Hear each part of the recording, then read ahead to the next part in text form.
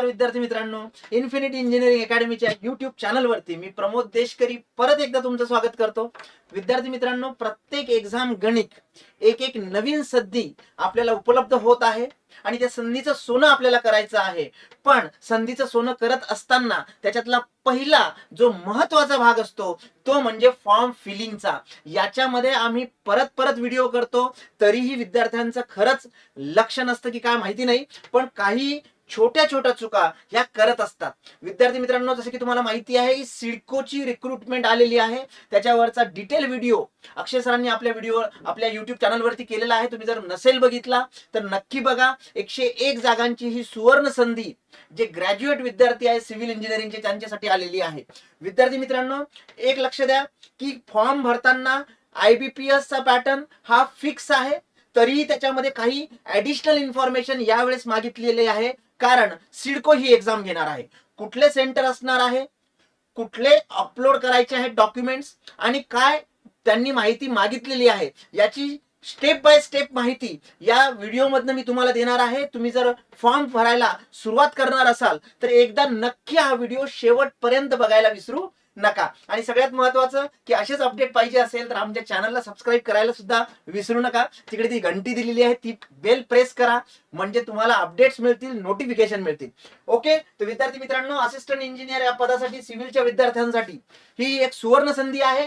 आणि form feeling साठी त्यांनी जी लिंक दिलेली आहे डिटेल ऍडव्हर्टाइजमेंट मध्ये, तर तीही तुम्हाला माहिती आहे. विद्यार्थी मित्रांनो, 101 जागांसाठीची ही जी संधी आहे ही आज चालून आलेली आहे. आपल्याला फक्त एवढं लक्षात ठेवा की याच्यामध्ये फॉर्म भरताना काय काळजी घ्यायची आहे याच्यासाठी हा व्हिडिओ नक्की शेवटपर्यंत बघायला विसरू नका. या संकेतस्थळावरती किंवा वेबसाईटवरती डिटेल ऍडव्हर्टाइजमेंट सगळी दिलेली आहे आणि तुम्हाला 19 तारखेपासून म्हणजे आजपासून फॉर्म भरता येणार आहे आणि फेब्रुवारीच्या 20 तारखेपर्यंत फॉर्म तुम्ही भरू शकता. नेहमीप्रमाणे परत मी एकदा याला रिपीट करेन की घाई करू नका, आज भरायचंय उद्या भरायचंय म्हणून, किंवा एकदम शेवटच्या क्षणापर्यंत सुद्धा जाऊ नका. फक्त एवढं मात्र आहे की तुम्ही जी माहिती याच्यामध्ये भरणार आहे ती माहिती खरी असली पाहिजे. याच्यामध्ये कुठलीही चुकीची माहिती किंवा ज्याला म्हणतो त्रुटी ही करू नका. कारण याच्यामध्ये त्यांनी माहितीमध्ये स्पेसिफिकली मेन्शन केलेलं आहे की संपूर्ण खरी माहिती भरणे आवश्यक आहे. तसंच फॉर्म भरताना किंवा अर्ज करताना काही चुका झाल्यास किंवा त्रुटी राहिल्यास व त्यामुळे भरतीच्या कोणत्याही टप्प्यावर अर्ज नाकारला गेल्यास तर विद्यार्थी स्वतः जबाबदार राहील. याच्यामध्ये घाबरून देण्याचं ज्याला म्हणतो घाबरून जाण्याचं कारण नाही, पण एवढं मात्र आहे की फॉर्म भरताना काही काळजी हे घेणं आवश्यकच आहे. ओके, तर विद्यार्थी मित्रांनो लक्षात द्या, याच्यामध्ये जर फॉर्म भरताना तुम्हाला काही अडचणी आल्या तर त्यांनी हेल्प डेस्क प्रोव्हाइड केलेला आहे. तुम्हाला 1800222366 हा एक नंबर दिलेला आहे, किंवा 8180100456 हा एक नंबर दिलेला आहे जो तुम्हाला टेक्निकल सपोर्ट देणार आहे IBPS कडनं. आणि त्याच्या व्यतिरिक्त त्यांनी जे स्पेसिफिक पर्टिक्युलर वेबसाईट दिलेली आहे तर त्याच्यावरती सुद्धा तुम्हाला हेल्प मिळणार आहे. तर लक्षात घ्या, हे नंबर्स आहेत, हे सर्व्हिस नंबर जरी असतील तरी याच्यावरती तुम्हाला फॉर्म भरताना काही जर अडचणी आल्या, तांत्रिक अडचणी आल्या तर ते मदत करणार आहे. फक्त फॉर्म कसा भरायचा हे आपण या व्हिडिओ मध्ये बघणार आहोत. कुठलंही कम्युनिकेशन पोस्टलच्या माध्यमातून किंवा बाकीच्या माध्यमातून होणार नाही. सगळं कम्युनिकेशन फक्त आणि फक्त तुमचा जो ईमेल ID आहे, तुमचं जे लॉग इन आहे आणि तुमचा मोबाईल नंबर आहे याच्या थ्रूच होणार आहे. त्याच्यामुळे ते देताना तुम्ही चालू असलेले जे स्पेसिफिकली वर्किंग कंडिशन मध्ये आहे असेच नंबर्स, कॉन्टॅक्ट इन्फॉर्मेशन त्यांना द्या. नेहमीप्रमाणे IBPS घेत असल्यामुळे तुम्हाला आता या फॉर्मॅट जे आहेत, या फ्रेम ज्या आहेत, ह्या पाठ झालेल्या आहेत. फक्त त्यांचा लोगो बदलत असतो आणि बाकीच्या गोष्टी सेम असतात. तरी याच्यामध्ये ऍडिशनल काय इन्फॉर्मेशन त्यांनी मागितली हे तुम्हाला बघावंच लागेल. ओके, तर विद्यार्थी मित्रांनो, आजपासून म्हणजे 19 जानेवारीपासून फॉर्म भरता येणार आहे आणि पुढच्या महिन्याच्या म्हणजे 20 फेब्रुवारी पर्यंत तुम्ही फॉर्म भरू शकता. बरोबर आहे. तुम्हाला फॉर्म मध्ये काही एडिट करायचं असेल, सबमिट केला नसेल तर ते सुद्धा 20 तारखेपर्यंत 20 फेब्रुवारी पर्यंत तुम्हाला भरता येणार आहे. आणि जी प्रिंट आहे ओके, या फॉर्मची प्रिंट मी मागच्या व्हिडिओमध्ये सांगितलं होतं की खूप महत्वाची आहे. कुठल्याही टप्प्यावरती जे डॉक्युमेंट लागतं तुम्हाला, मग एक्झाम द्यायला असेल, डॉक्युमेंट व्हेरिफिकेशनला असेल, जॉईनिंगला असेल आणि आफ्टर जॉईनिंग प्रोसेस असेल, तर त्या केसमध्ये याची प्रिंट तुम्हाला लागतेच लागते. तर 6 मार्च पर्यंत ही प्रिंट आउट तुम्ही घेऊ शकता. ओके, आणि पेमेंट तर तुम्हाला ज्यावेळेस तुम्ही फॉर्म भरताय त्याच वेळेस पेमेंट तुम्हाला करायचं आहे. आणि तुम्ही फॉर्म सबमिट केल्यानंतर पेमेंट नंतरही भरू शकता लॉग इन मध्ये जाऊन. ओके, पण त्याच्यामुळे त्यांनी जी डेट स्पॅन दिलेला आहे, तर आजपासून म्हणजे 19 जानेवारी पासून तर फेब्रुवारीच्या 20 तारखेपर्यंत तुम्हाला फॉर्म आणि फी भरता येणार आहे. ओके, तर डेफिनेटली सुरुवातीला तुम्हाला लॉग इन करावं लागेल नवीन युजर म्हणून. जर लॉग इन असेल तर रजिस्ट्रेशन मध्ये लॉग इन आयडी टाकून आणि पासवर्ड मध्ये टाकून तुम्हाला समोर जावं लागेल. ओके, इथे बघा click here for new registration. Naveen registration साठी तुम्हाला काय लागणार आहे सगळ्यात महत्वाचं, तो म्हणजे स्पेसिफिकली मोबाईल नंबर आणि ईमेल आयडी. ओके, आणि बेसिक माहिती. आणि जर तुमचं ऑलरेडी लॉग इन करून घेतलेलं असेल तर त्यामध्ये रजिस्ट्रेशन नंबर टाकायचा, तुम्ही जो पासवर्ड सेट केलाय तो टाकायचा, कॅप्चा टाकायचा. पण आता नवीन आपल्याला रजिस्ट्रेशन करायचंय. नवीन रजिस्ट्रेशन वरती क्लिक केल्यानंतर बेसिक माहिती तुम्हाला विचारेल, जी आपल्याला आता पाठ झालेली आहे. सगळ्यात पहिल्यांदा तुमचं नाव, ते नाव कन्फर्म करायचं. वडिलांचं किंवा पतीचं नाव कन्फर्म करायचं.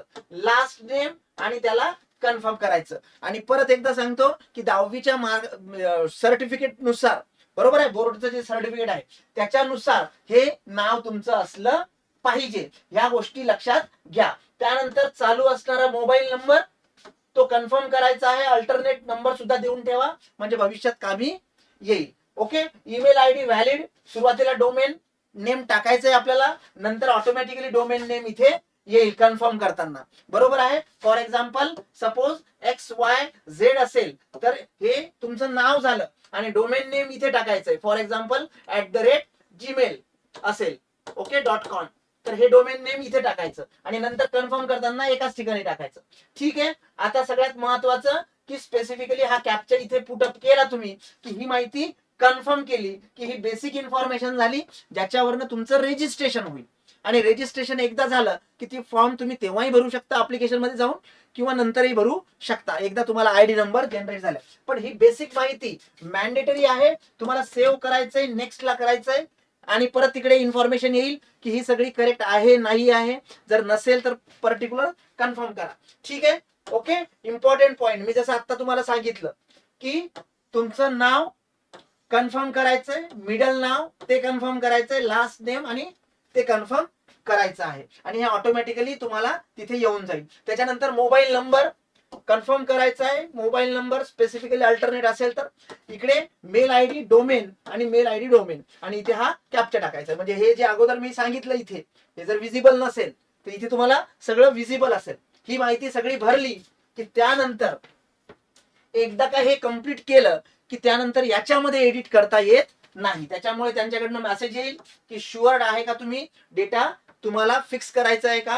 कारण एकदा जर तुम्ही डेटा कम्प्लीट केला आणि कम्प्लीट रजिस्ट्रेशन म्हटलं तर त्याच्यामध्ये एडिट करता येणार नाही. इथे ओके करायचं. ओके झालं की तुम्हाला रजिस्ट्रेशन नंबर मिळेल म्हणजे बेसिक इन्फॉर्मेशन मिळेल.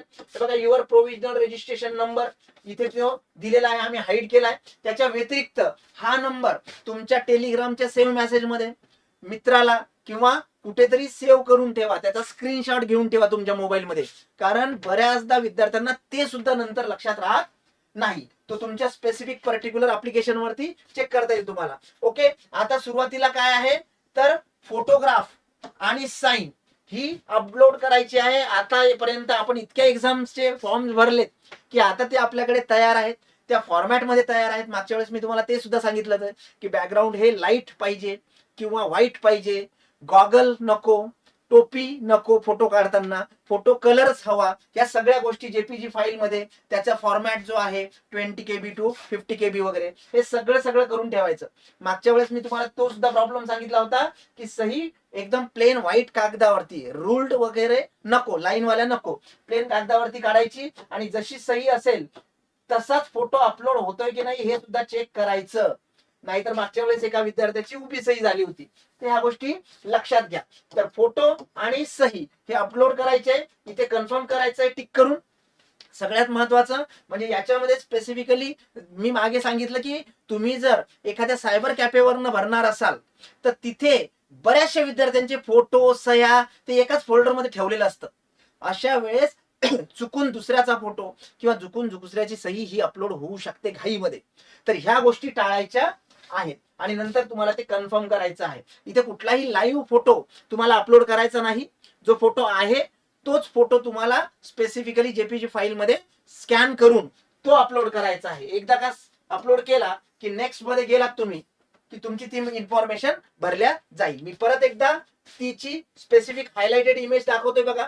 इथे चूज फाईल म्हणतात. आता जे स्कॅनिंग साठी, फॉर्मॅट साईज साठी, फॉर्मॅट साठी कसा पाहिजे, सही कशी पाहिजे, हे जे मी तुम्हाला सांगितलं ह्या सगळ्यांमध्ये डिटेल माहिती, साईज काय पाहिजे पासपोर्टची 4.5 सेंटीमीटर हाईट आणि रुंदी 3.5 सेंटीमीटर, ब्लॅक पेनच पाहिजे सही करताना, हे सगळं जे आहे हे इथे त्यांनी guidelines for scanning the photograph and signature याच्यामध्ये दिलेलं आहे. साईज वगैरे बरोबर आहे. हे मी सांगितलं बघा 4.5 सेंटीमीटर बाय 3.5 सेंटीमीटर.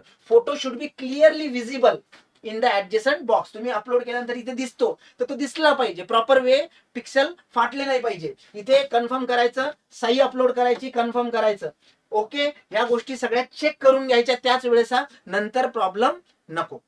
सहजासहजी फोटो जो आहे तो लेटेस्ट असलेला कधीही चांगला, कारण जे व्हेरिफिकेशन होतं एक्झाम सेंटरला तर ते साधारणतः तुमचं साम्य आढळलं पाहिजे. ठीक आहे. त्यानंतर बघा बेसिक इन्फॉर्मेशन भरली, आपल्याला रजिस्ट्रेशन मिळालं, फोटो आणि सिग्नेचर आपण अपलोड केलं. आता आपण जाऊया बेसिक डिटेल्स मध्ये. आता डिटेल्स मध्ये पहिले बेसिक डिटेल्स काय आहेत तर सगळ्यात महत्वाचं आहे तुमची कॅटेगरी.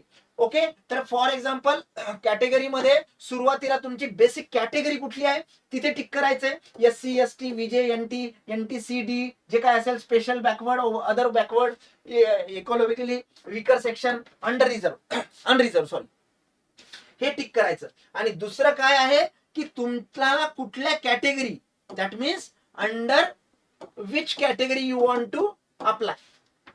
फॉर एक्झाम्पल एखाद्या कॅटेगरीला पोस्ट नसेल तर तो इथे अनरिझर्व मधनं फॉर्म भरू शकतो. पण तुमची जी बेसिक कॅटेगरी आहे, फॉर एक्झाम्पल सपोज NTD चा विद्यार्थी आहे आणि नाही, असं एक्झाम्पल घेतलं सपोज, ओके, NTD चा विद्यार्थी आहे आणि ते नाही आहे सपोज जागा, तर त्यांनी अनरिझर्व मध्ये तो भरू शकतो.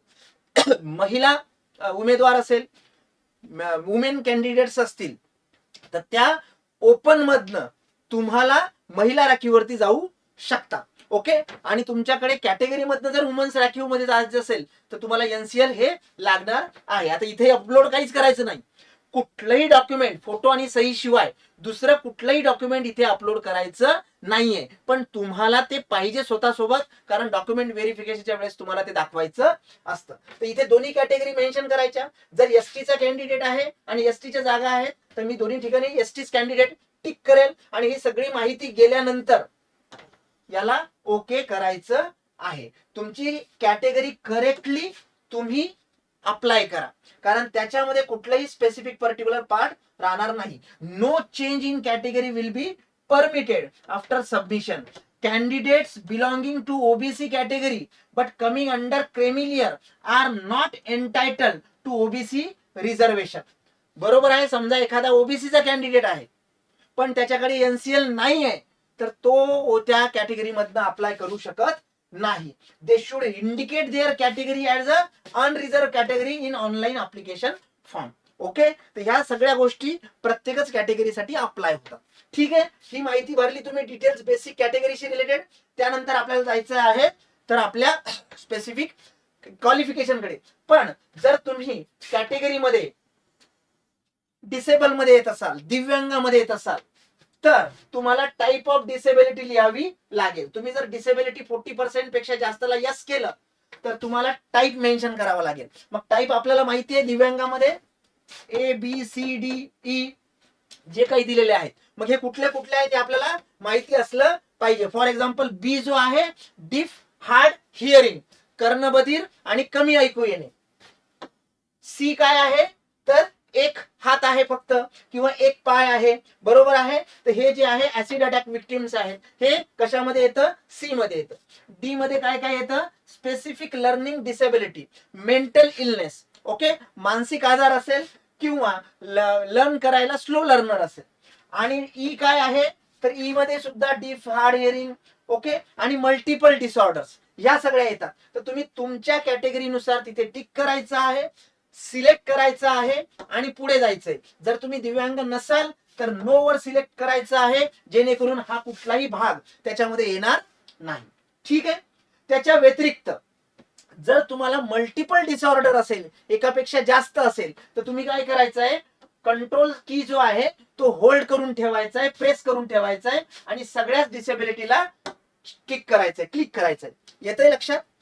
त्याच्यानंतर तुम्ही दिव्यांग आहात आणि तुम्हाला ऍडिशनल वेळ पाहिजे, बरोबर आहे, तुम्हाला रायटर पाहिजे असेल तर ह्या सगळ्या गोष्टी आताच यस करायच्या आहेत. फॉर एक्झाम्पल, पहिलं, तुम्हाला कॉम्प्लिमेंटरी कंपल्सरी टाइम पाहिजे आहे का?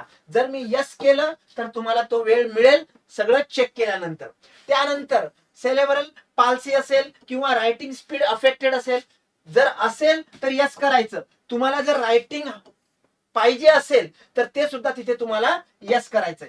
तर हे पूर्ण माहिती आपल्याला ऍज पर तुमच्या दिव्यांगाचं कॅटेगरी, त्याचं पर्सेंटेज आणि त्याच्यानुसार हे सगळं भरायचं आहे. तुम्हाला रायटर पाहिजे आहे का, इथे करायचं आहे, बरोबर आहे. फॉर एक्झाम्पल, सपोज कुणाचा हातच फ्रॅक्चर झाला आणि नाहीच आता काही करता येत असेल, तर त्या केसमध्ये for example dominant writing hand is affected, पण त्याला प्रूफ सुद्धा तसं पाहिजे. नुसतं प्लास्टर बांधून आलंय आणि आता मला रायटर पाहिजे असं वेळेवर चालणार नाही, इथे तुम्हाला ते द्यावं लागेल. ठीक आहे. त्यानंतर बेसिक इन्फॉर्मेशन, रिलीजन, तुम्ही कुठल्या रिलीजनला बिलॉंग करता, ओके, हिंदू आहे, जैन आहे, मुस्लिम, सिख, ईसाई, जे काही असेल, बुद्धिस्ट वगैरे, ते तुम्हाला सिलेक्ट करायचं आहे. त्यानंतर तुमचं कास्ट सर्टिफिकेट ते मेन्शन करायचं, यस नो करायचंय. कास्ट व्हॅलिडिटी आहे का, यस नो करायचंय. आता एक लक्षात ठेवा, इथे कुठलंही डॉक्युमेंट अपलोडही करायचं नाही आणि कुठल्याही डॉक्युमेंटचा नंबर सुद्धा लिहायचा नाही, तिथे फक्त यस नो करायचंय. त्याच्यामुळे सगळा हा जो व्हेरिफिकेशनचा कार्यक्रम आहे तो डॉक्युमेंट व्हेरिफिकेशनला होईल. ठीक आहे. तर इथे बघा, कास्ट सर्टिफिकेट आहे का, त्यानंतर व्हॅलिडिटी आहे का, डोमेसाईल आहे का, यस नो करायचंय. वुमेन रिझर्वेशन तुम्हाला लागणार आहे का. आता ज्या महिला कॅन्डिडेट आहे त्यांना जर ओपन मधल्या जागांसाठी रिझर्वेशन पाहिजे असेल, महिलांसाठीच, म्हणजे ओपन मधलं वुमेन रिझर्वेशन पाहिजे असेल, तर ती कुठल्याही कॅटेगरीची असेल तर तिला एनसीएल लागत नाही, बरोबर आहे. पण समजा ही ओबीसीची महिला आहे आणि तिला ओबीसीच्या महिलांमधलं राखीव घ्यायचं असेल तर एनसीएल लागतं, तर ते तुम्हाला इथे यस नो करायचं आहे. नॉन क्रिमिलियर जे आहे ते व्हॅलिड कुठपर्यंत असलं पाहिजे बघा. Whether possessing non creamy layer certificate issued by competent authority of government Maharashtra, valid on 16/2, म्हणजे शेवटची डेट जी असेल तुमची फॉर्म फिलिंगची रिलेटेड, तर 16 फेब्रुवारी त्यांनी मेन्शन केलेलं आहे त्याच्यामध्ये. आता इथे एक गोष्ट लक्षात घ्या की सहजासहजी व्हॅलिडिटी डेट त्याच्यावरती असते, त्या व्हॅलिडिटी डेट मध्ये ही डेट आली पाहिजे, दॅट्स इट.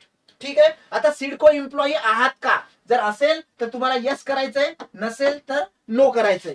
त्यानंतर इफ यस, त्यानंतर एम्प्लॉयरचा तुमचा एम्प्लॉई नंबर, जर सिडकोच्या ऑलरेडी तुम्ही तिकडे काम करत असाल, कर्मचारी असाल, तर तुम्हाला यस करायचंय आणि त्यानंतर एम्प्लॉई नंबर द्यायचा आहे, आयडी नंबर जो असतो तो. ठीक आहे. त्यानंतर काय विचारलंय, स्पोर्ट पर्सन आहात का तुम्ही. नुसतं स्पोर्ट पर्सन हे नसतं, तर मेरिटोरियस स्पोर्ट पर्सन, म्हणजे ज्याच्यामध्ये तुम्हाला गोल्ड मेडल जे व्हॅलिड धरल्या जातं, तसं स्पोर्ट्समन तुम्ही जर असाल तर यस करायचंय. एक्स सर्व्हिसमॅन असेल तर यस करायचंय, इथे कुठलेही डॉक्युमेंट त्यांनी मागितलेले नाही. डिसेबल्ड सर्व्हिसमॅन असेल, एक्स सर्व्हिसमॅन, तर यस करायचं आहे. आणि जर असाल तर पिरियड ऑफ सर्व्हिस. त्यानंतर ऑर्फन, अनाथ आहात का, अनाथ असेल यस केलं तुम्ही तर तुम्ही इन्स्टिट्यूशनल किंवा नॉन इन्स्टिट्यूशनल, म्हणजेच काय, संस्थात्मक आणि असंस्थात्मक, म्हणजे तुम्ही अनाथ आहात आणि कुणातरी नातेवाईकाकडे राहत असाल तर ते कशामध्ये जातं, नॉन इन्स्टिट्यूशनल मध्ये. तुम्हाला आई वडील नाही आहे पण तुम्ही शासनाच्या कुठल्या तरी अनाथाश्रमामध्ये असेल तर इन्स्टिट्यूशनल, तसं सर्टिफिकेट तुम्हाला त्यावेळेस प्रोव्हाइड करावं लागेल. तर ऑर्फन असाल तर इन्स्टिट्यूशनल आणि नॉन इन्स्टिट्यूशनल हे तुम्हाला मार्क करावं लागेल तिथे. ठीक आहे. आता नॅशनॅलिटी वगैरे सगळं जे आहे ते आपण मेन्शन करणार. नॅशनॅलिटी डेफिनेटली इंडियन आपण क्लिक केलेलं आहे. आधार कार्ड असायलाच पाहिजे, जर असेल तर यस करायचंय. आता काही म्हणाल नाही सर आमच्याकडे आधार कार्ड, सहजासहजी असं होत नाही, पण आधार कार्ड जर असेल तर तुम्हाला तिथे नंबर टाकावा लागेल. 12 डिजिटचा नंबर आपल्याला माहिती आहे. त्यानंतर विद्यार्थी मित्रांनो, सेंटर ऑफ एक्झामिनेशन. आता इथे त्यांनी गुगली टाकलेला आहे, इथे त्यांनी सेंटर स्वतःच डिक्लेअर केलेले आहेत की या सेंटर पैकी एक सेंटर मिळेल. तुम्ही म्हणाल सर मागच्या वेळेस आपल्याला क्लिक करून सिलेक्ट करता येत होतं, पण सिडकोनी काय केलेलं आहे, मुंबई,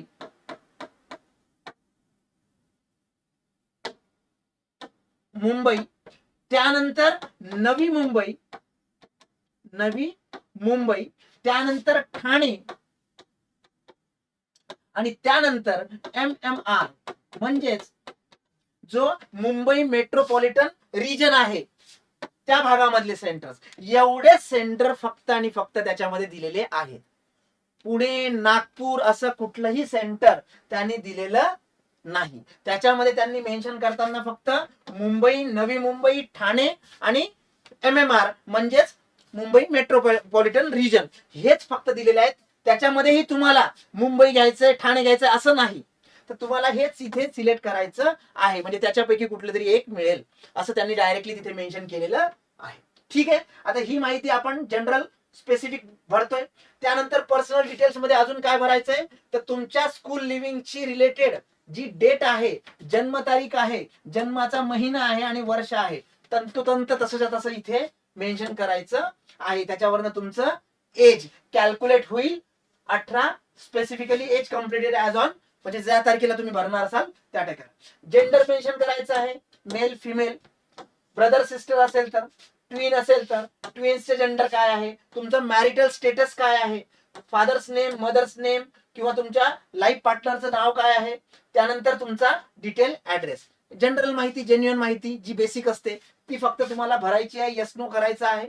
त्यानंतर ऍड्रेस तुमचा करस्पॉन्डन्स आणि पोस्टल, बरोबर आहे, हा किंवा परमनंट ऍड्रेस. हा जर सेम असेल तर आपण माहिती आपल्याला तोच ऍड्रेस इथे परत एकदा टाकतो. सेम ऍज करस्पॉन्डन्स असेल तर इथे टिक करतो परमनंटला आणि मग ते ऑटो फिल होतं. ओके, स्टेट सिलेक्ट करायचंय, बाकी सगळं इथूनच आपल्याला भरायची आहे माहिती. सेम असेल तर रिपीट होईल. आता त्यानंतर जीएसटी नंबर विचारलाय, कारण ते आपल्याला जीएसटी लावणार आहेत, म्हणजे फी मधनच अजून सूट नाही आपल्याला, कमी तर काही करत नाहीयेत.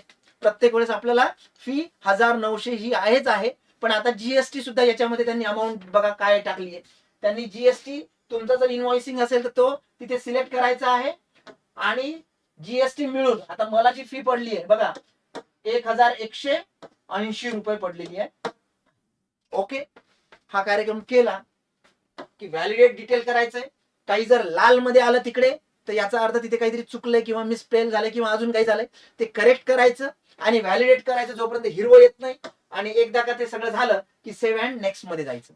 आता ही सगळी पर्सनल माहिती झाली. आता आपल्याला एज्युकेशनल इन्फॉर्मेशन भरायची आहे. एज्युकेशनल इन्फॉर्मेशन आजच्या तारखेची, 10वीचं काय डिग्री, कुठलं काय सर्टिफिकेट, बोर्ड कुठलं होतं आपल्याला माहिती आहे, 10वीचं SSC बोर्ड, कधी पास झालात, पर्सेंटेज किती होते, ग्रेड कुठला होता, हे सगळी माहिती भरायची 10वीची. त्यानंतर डिप्लोमा डिग्री काही केलं असेल, 12वी, SSC आणि डिप्लोमा हे सगळे एकत्रच टाकलं त्यांनी. इथे तुम्हाला सिलेक्ट करता. फॉर एक्झाम्पल मी सिव्हिल मध्ये टाकलं, डिप्लोमा दाखवला, तर इथे बघा 12वी इथेच माहिती भरायची, SSC आणि डिप्लोमा इथेच माहिती भरायची. याच्यामध्ये बोर्ड लिहायचं. जर सिव्हिल डिप्लोमा असेल माझा तर इथे MSBT येईल, कधी पास झाला, पर्सेंटेज किती होते, क्लास कुठला होता. त्यानंतर ग्रॅज्युएशन कंपल्सरी आहे, त्याच्यामुळे सिव्हिल इंजिनिअरिंग तिकडे ड्रॉपडाऊन मेनू मध्ये तुम्ही सिलेक्ट करू शकता. इक्वॅलंट डिग्री असेल तर ती चेक करायची त्याच्यामध्ये आहे की नाही, शेवटी नाहीतर अदर दिलेलं असतं. त्यानंतर तुमचं युनिव्हर्सिटी लिहायची, कधी पास झाला, पर्सेंटेज आणि क्लास ग्रेड. आता याच्यामध्ये CGPA असेल तुम्हाला तो कन्वर्ट करावा लागेल पर्सेंटेज मध्ये. पोस्ट ग्रॅज्युएशन असेल काही तर ते लिहावं लागेल. आता इथे 10वी, डिप्लोमा, 12वी, डिप्लोमा किंवा 12वी आणि ग्रॅज्युएशन हे कंपल्सरी दिलंय, मॅन्डेटरी दिलंय, रेड एस्ट्रीज दिलाय. पोस्ट ग्रॅज्युएशनला रेड एस्ट्रीज दिलेला नाही. अदर्स तुम्ही टाकू शकता जर असेल तर. आता त्यांनी सगळ्यात महत्वाचं, do you have a SAP ERP, that means TERP 10 हे सर्टिफिकेट आहे की नाही असं विचारलंय. बरोबर आहे, जो नवीन भाग आहे फक्त सिडको साठीचा. तर इथे तुम्हाला काय करायचंय, यस किंवा नो करायचंय. कुठलाही नंबर टाकायचा नाही. फॉर एक्झाम्पल मी यस जरी केलं, आम्ही स्पेसिफिकली चेक केलं, तर यस जरी केलं तर ड्रॉप डाऊन मेनू येईल किंवा नंबर येईल असं नाही. फक्त यस किंवा नो करायचंय. आता इथे तुम्ही जर यस केलं तर तुम्हाला डॉक्युमेंट व्हेरिफिकेशनला ते सगळी माहिती जी आहे ती तुम्हाला द्यावी लागेल. यस लक्षात घ्या. आणि जर नसेल तुमच्याकडे तर नो करायचं, मोकळं व्हायचं. येतंय लक्षात? तर सॅप सर्टिफिकेटचे डिटेल्स त्यांनी मागितलेले नाहीत, फक्त तुम्हाला आहे की नाही यस ऑर नो त्यांनी सांगितलेलं आहे. आपल्याला माहिती आहे की सॉफ्टवेअरशी रिलेटेड जो पर्टिक्युलर प्रॉडक्टशी रिलेटेड हा कोर्स आहे. इवन दो हा ERP सुद्धा त्याच्याशीच रिलेटेड मॉड्यूल वगैरे आहेत. एवढा सोपा कोर्स स्पेसिफिकली त्यांनी यस किंवा नो त्याच्यामध्ये मेन्शन करायचं आहे. ठीक आहे. आता जर तुमचा एक्सपिरियन्स असेल, एक्सपिरियन्सची अट नाही, एक्सपिरियन्स मागितलेला नाही, फ्रेशर्स ज्यांचं कम्प्लीट झालेलं आहे, परस्युइंग नाही, ज्यांचं कम्प्लीट झालंय ग्रॅज्युएशन ते सगळे पात्र आहेत. पण जर तुम्हाला अनुभव असेल तर तुम्हाला लिहावं लागेल नेम ऑफ द एम्प्लॉयर, काय पोस्ट होती, कधीपासून सुरुवात केली, कधी रिझिग्नेशन दिलं असेल तर, आणि किती नेचर काय होतं ड्युटीचं डिस्क्रिप्टिव्ह मध्ये, का सोडलं, आणि इथे ऑटोमॅटिकली येईल तुमचं एक्सपिरियन्सचे इयर्स किंवा डेट्स. बरोबर आहे. एक्सपिरियन्स मंथ्स मध्ये वगैरे जर तुम्हाला ऍड ऑन करायचं असेल तर तुम्ही ऍड करू शकता, अजून एक्सपिरियन्स टाकू शकता, किंवा जे विद्यार्थी फ्रेशर आहेत त्यांनी इथे काही लिहायची गरज नाही. त्यानंतर भाषा तुम्हाला माहिती आहे, मराठी, इंग्लिश आणि हिंदी बोलता येतं, लिहिता येतं. इथे सिलेक्ट करायचंय तुम्हाला आणि त्यानंतर व्हॅलिडेट करायचंय. व्हॅलिडेट नाही झालं, लाल काही आलं तर परत तीच प्रोसेस करायची आणि सेव्ह अँड नेक्स्ट करायचं. हे केलं की त्यानंतर जी माहिती आपण भरली आहे आतापर्यंत ती सगळी माहिती तुमच्या समोर येईल. This is nothing but the overview. मग तुमचं नाव, कॅटेगरी, कुठल्या पर्टिक्युलर कॅटेगरीच्या अंडर तुम्ही अप्लाय केलेला आहे, डिसेबल आहात का, बरोबर आहे. सगळं सगळं सगळं जे जे मी काही यस नो केलं ते सगळं इथे येणार आहे. इथे तुम्हाला परत एकदा वाचायचं आहे प्रॉपर वेनी की काही चुकलंय का, काही राहून गेलंय का, काही आपल्याला यस करायचं होतं आणि नो झालंय का, हे सगळं चेक केल्यानंतर ऍग्रीला आपल्याला तिथे क्लिक करायचं आहे आणि स्पेसिफिकली तुमची सही येईल इथे.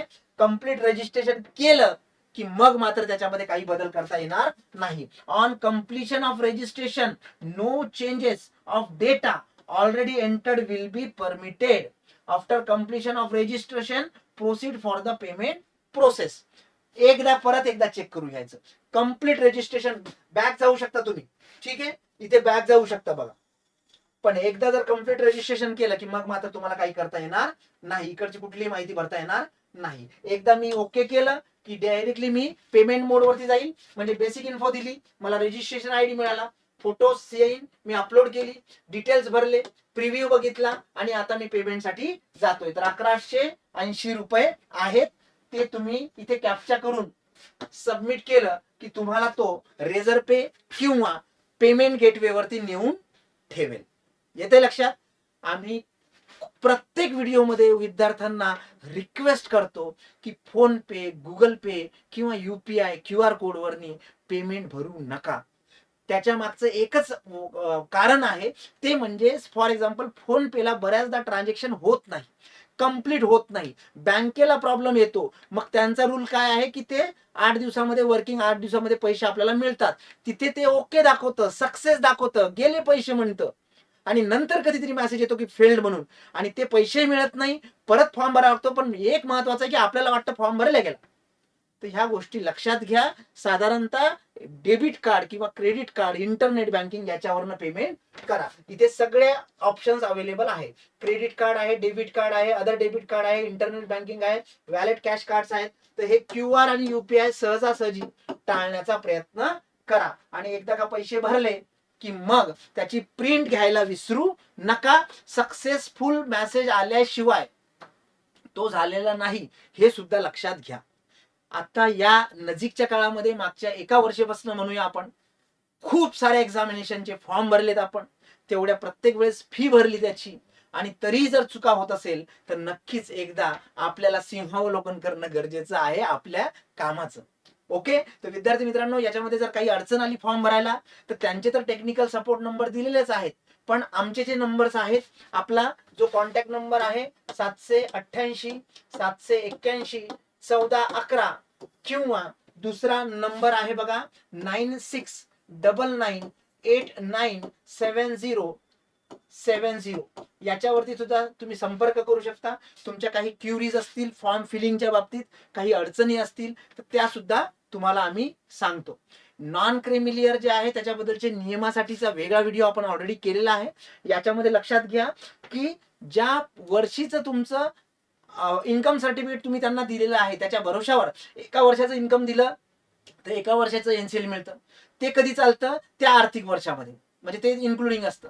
2 वर्षाचं दिलं तर 2 वर्षामध्ये असतं, तर हे आर्थिक वर्ष त्याच्यामध्ये आलं पाहिजे. म्हणजे फॉर एक्झाम्पल स्पेसिफिकली माझं जर सर्टिफिकेट समजा मी आता काल काढलेलं असेल किंवा 15 जानेवारीला काढलेलं असेल, 15 जानेवारी 2024 ला, तर ह्याचं आर्थिक वर्ष जे आहे, हे आर्थिक वर्ष कुठलं आहे तुमचं स्पेसिफिकली? आता मार्चला आर्थिक वर्ष संपेल आपलं, तर तिथपर्यंतच हे व्हॅलिड राहील, बरोबर आहे. पण त्याच्यामध्ये जर 2 वर्षाचं असेल व्हॅलिडिटी तर ते त्याच्याही पुढच्या आर्थिक वर्षामध्ये जाऊ शकतं. याच्यावरती संपर्क करू शकता. विद्यार्थी मित्रांनो, सिडकोसाठी आता स्पेसिफिकली फॉर्म सुटलेत. 20 दिवस फॉर्म भरायला साधारणतः मिळतात आपल्याला. नंतर 2 महिन्यामध्ये 2-2.5 महिन्यामध्ये एक्झाम होते. तर त्याच्यासाठी सुद्धा स्पेसिफिकली ऑल डिरेक्ट रिक्रुटमेंटची बॅच आपली अवेलेबल आहे. जी एकच सिडकोची जी बॅच आहे तीच तुम्हाला पीएमसी, सोलापूर नगरपालिका, पुणे महानगरपालिका असेल, WCD असेल, BMC असेल, येणाऱ्या सगळ्यांसाठी उपयुक्त आहे. कारण ही ऑल डिरेक्ट रिक्रुटमेंट बॅच आहे. टेक्निकल आणि non technical expert faculty photo बघूनच ऍडमिशन घ्यायची. फक्त आणि फक्त पुण्याला ऑफलाईन असणार आहे. ऑनलाईन आपण तुम्ही घेऊ शकता. याच्यामध्ये स्पेसिफिकली ऑनलाईन ऍडमिशन घेण्यासाठी तुम्हाला कॉल करून तुम्ही सगळी इन्फॉर्मेशन विचारू शकता याच नंबरवरती. ठीक आहे विद्यार्थी मित्रांनो, स्टडी मटेरियल सगळ्याबद्दलच आम्ही बोलतो. डिप्लोमाचा हा एक सेट आहे, ओके, आणि हा कॉम्बो पॅक आहे, हा सुद्धा तुम्हाला कामी येईल. प्रॅक्टिससाठी हे एक MCQ बुक आहे आणि सगळ्यात बेस्ट म्हणजे 10,000 MCQ, जे सगळ्याच परीक्षेसाठी तुम्हाला MCQ उपयोगात येईल. 2013 पासून 2023 पर्यंतच्या सगळ्या एक्झामिनेशन, आता लेटेस्ट झालेली नगर परिषदची एक्झामिनेशन, या सगळ्या याच्यामध्ये ऍड ऑन केलेल्या आहेत. फॉर्म्युला शीट, डेफिनेशन शीट बद्दल आम्ही प्रत्येक व्हिडिओमध्ये तुम्हाला सांगतो. स्टडी मटेरियल जे विद्यार्थी आता परस्युइंग आहेत त्यांना सुद्धा हे कामी येणार आहेत. विद्यार्थी मित्रांनो, आमच्या चॅनलला सबस्क्राईब करायला विसरू नका. बेल आयकॉन प्रेस करायला विसरू नका. या व्हिडिओला तुम्ही लाईक करा, म्हणजे जास्तीत जास्त विद्यार्थ्यांपर्यंत हा व्हिडिओ जाईल. हे सगळे डिजिटल प्लॅटफॉर्म्स आहेत, सगळ्यांना फॉलो करा, ओके. आणि आमच्या व्हिडिओला सुद्धा फॉलो करा. तुमच्या मित्रांना सांगा, नवीन तुमच्या ज्युनियर्सला सांगा. येते लक्षात? आणि विद्यार्थी मित्रांनो, फॉर्म भरताना काय इथे महत्वाची काळजी घेणं आवश्यक आहे ते म्हणजे इथे कुठलंही सर्टिफिकेट अपलोड करायचं नाही. फोटो सही हे अपलोड करायचं आहे. सॅपचं सुद्धा सर्टिफिकेट आहे की नाही एवढंच मेन्शन करा. पण तुमच्याकडे जर नसेल तर उगाच माझं होऊन जाईल, मी करून टाकेल असं नाही. त्यांनी चान्स दिलेला आहे. डिपार्टमेंटला जॉईन केल्यानंतर त्या पर्टिक्युलर 1 वर्षाच्या कालावधीमध्ये तुम्ही तो सर्टिफिकेशन कोर्स करू शकता. हे सुद्धा त्यांनी मेन्शन केलेलं आहे ऍडव्हर्टाइजमेंटमध्ये, ओके. तर विद्यार्थी मित्रांनो, अजूनही काही तुमचे प्रश्न असतील तर कमेंट सेक्शन मध्ये टाका. तुमच्या प्रत्येक प्रश्नाचं उत्तर इन्फिनिटी परिवारातर्फे दिलं जाईल. आणि असंच प्रेम राहू द्या. आणि प्रेम राहण्यासाठी एकदा लाईक मात्र करा. Thank you very much.